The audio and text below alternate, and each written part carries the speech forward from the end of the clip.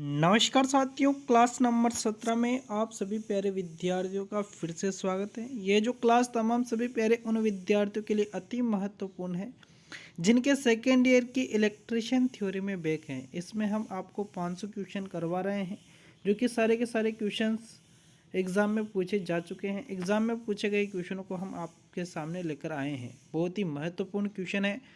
इनको करने से आपको बहुत ज़्यादा फ़ायदा होगा और फ़ायदा आपको तभी दिखेगा जब आप एग्ज़ाम हॉल में बैठोगे। ठीक है, तो क्वेश्चनों की शुरुआत करते हैं अपन। क्वेश्चन बहुत ही महत्वपूर्ण है, सारे क्वेश्चंस एग्जाम में पूछे गए हैं, तो लगातार तरीके से आप सभी क्वेश्चनों को ज़रूर देखें। अगर आप पहली बार चैनल पर आए हैं तो डिस्क्रिप्शन में जाना है आपको और वहां से आपको डिस्क्रिप्शन में प्लेलिस्ट का लिंक मिलेगा, वहां पर आपको क्लिक करना है। क्लिक करने के बाद आपको पूरे सारे वीडियो जो एक क्रम वाइज आपको वहाँ पर देखने को मिलेंगे, तो रेगुलर तरीके से सभी वीडियोज़ को आप ज़रूर देख लें।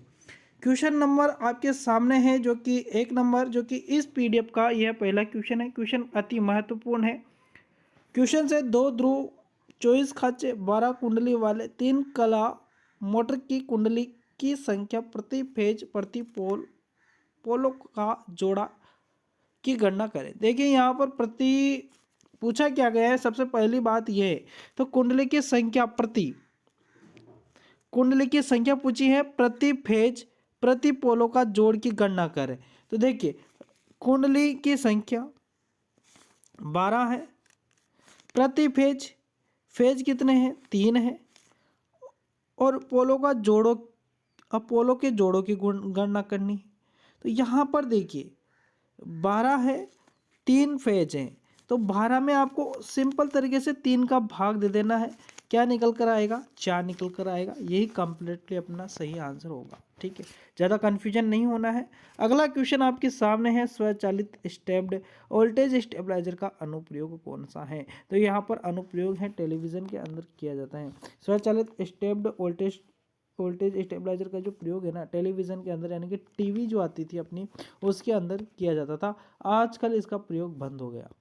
ठीक है, अगला क्वेश्चन है जो कि है, 3 कला मोटर में वाइंडिंग के बीच कला विस्थापन क्या है? 3 फेज के लिए जो कला विस्थापन है वो तो 120 डिग्री है, ये आपको पता होगा।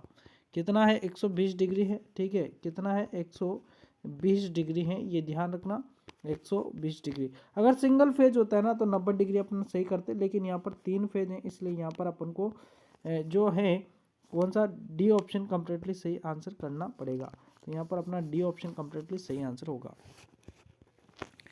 अगला क्वेश्चन आपके सामने है जो कि है,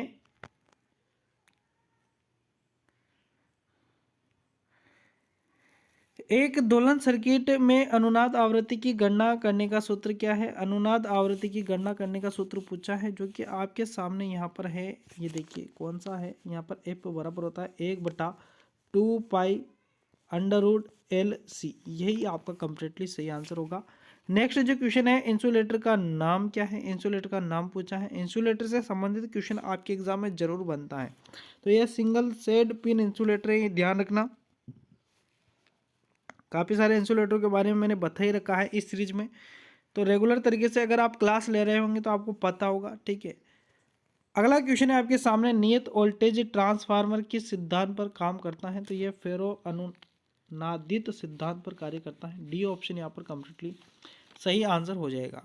नेक्स्ट जो क्वेश्चन है आपका वह है, 2 पोल 50 हर्ट्ज अल्टरनेटर के RPS में गति की गणना करें। यहाँ पर गति की गणना करनी है। देखिए यहाँ पर मैंने पहले भी इस क्वेश्चन को बताया है, पिछले वाला जो सीरीज चली थी, यानी कि पहले जो पीडीएफ थी उसमें भी यह क्वेश्चन आया था, वहाँ पर भी बताया था, है ना। तो इसमें 50 RPS आपका कंप्लीटली सही आंसर होगा। मैंने बता रखा है कैसे इसको हल करते थे, पहले वाली वीडियोज़ आप रेगुलर तरीके से ज़रूर देखें। क्वेश्चन से अगला, इलेक्ट्रिक ड्राइव क्या है? इलेक्ट्रिक ड्राइव जो है ना, मोटर को नियंत्रित करने के लिए एक विद्युत यांत्रिक उपकरण है। इलेक्ट्रिक ड्राइव क्या है? मोटर को नियंत्रित करने के लिए एक विद्युत यांत्रिक उपकरण है, ये ध्यान रखना। यहाँ पर ए ऑप्शन कंप्लीटली आपका सही आंसर होगा।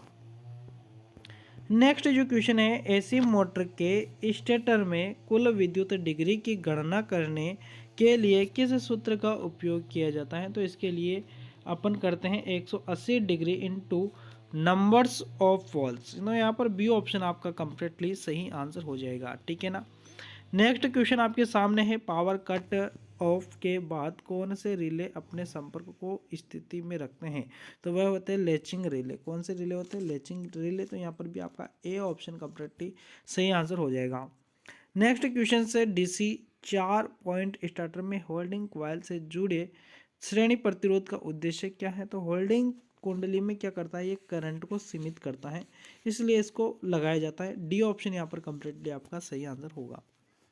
नेक्स्ट क्वेश्चन है जो कि एसी ड्राइव का मुख्य उपयोग क्या है? एसी ड्राइव का मुख्य जो उपयोग है वह है मोटर में नियंत्रण रहित गति, मोटर में गति मोटरों में नियंत्रण रहित गति। यहाँ पर बी यानी कि बाबूलाल आपका कंप्लीटली सही आंसर होगा। नेक्स्ट क्वेश्चन, कौन सा परिवर्तक उपकरण ओवरलोड किया जा सकता है? कौन सा परिवर्तक उपकरण ओवरलोड किया जा सकता है? तो वह है दृष्टकारी यूनिट, दृष्टकारी यूनिट यानी कि रेक्टिफायर। अगला क्वेश्चन आपके सामने है जो कि है, डीसी जनरेटर में कंपनसेटिंग वाइंडिंग का उद्देश्य क्या है? तो ये क्या करता है? आर्मेचर रिएक्शन को कम करता है। आर्मेचर रिएक्शन को कम करता है, उसको क्या कहेंगे? विचुंबकीकरण प्रभाव को बेअसर करता है। ठीक है, न्यूट्रलाइज द डीमैग्नेटाइज्ड इफेक्ट। यहाँ पर आपका डी ऑप्शन कंप्लीटली सही आंसर होगा। अगला क्वेश्चन है, कतरनी मशीनों के लिए कौन सी प्रकार की डीसी मोटर उपयुक्त हैं? तो कतरनी यानी कि जो कटिंग मशीनें होती हैं उनके लिए संचय यौगिक मोटर या आरा मशीन आती हैं, आरा मशीन लकड़ियों को काटने के लिए। तो आरा मशीन जो आती है ना, उसमें भी ये संचय यौगिक मोटर प्रयोग करते हैं, क्योंकि इसमें काफ़ी बार मोटर फ्री भी चलती हैं, मशीन फ्री भी चलती है, जब लोड नहीं डालते तब फ्री चलती हैं, और साथ ही साथ लोड कम ज़्यादा लोड होता रहता है, तो यहाँ पर संचय यौगिक मोटर ही काम में ली जाती हैं।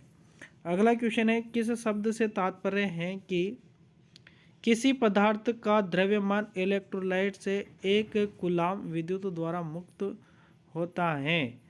किस शब्द से तात्पर्य है कि किसी पदार्थ का द्रव्यमान इलेक्ट्रोलाइट से एक कूलाम विद्युत द्वारा मुक्त होता है?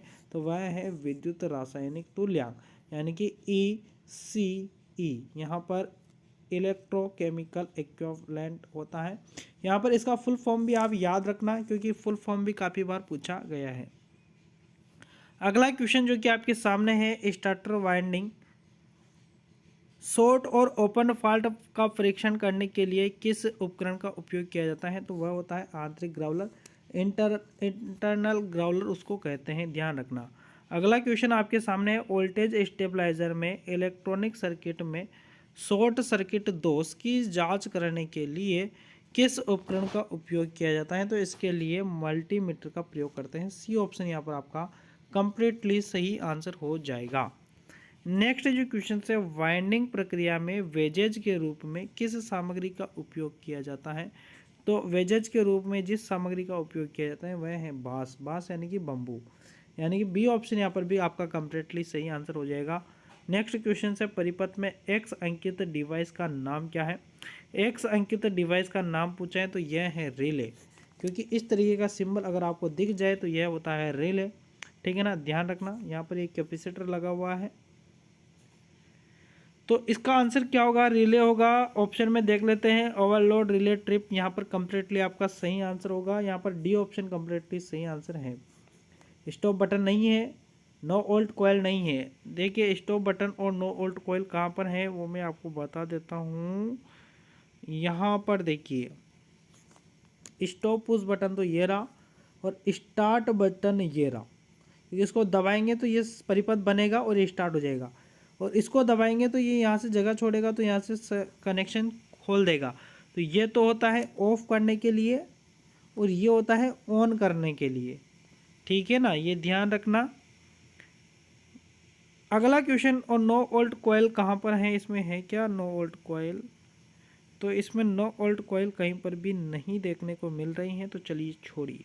अगला क्वेश्चन से, वाइंडिंग मशीन के भाग एक्स को चिन्हित करें। तो यहाँ पर एक्स भाग ये है खुरदरा। क्या है ये? खुरदरा है। क्या है ये? है खराद का धुरा है, खराद का धुरा कहते हैं इसको। ए ऑप्शन कंप्लीटली आपका यहाँ पर सही आंसर हो जाएगा।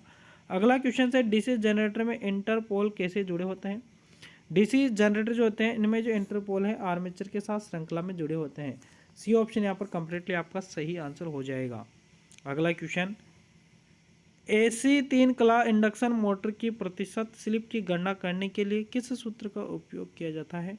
तो इसके लिए जिस सूत्र का उपयोग किया जाता है N S minus N R बटा एन आर एन एस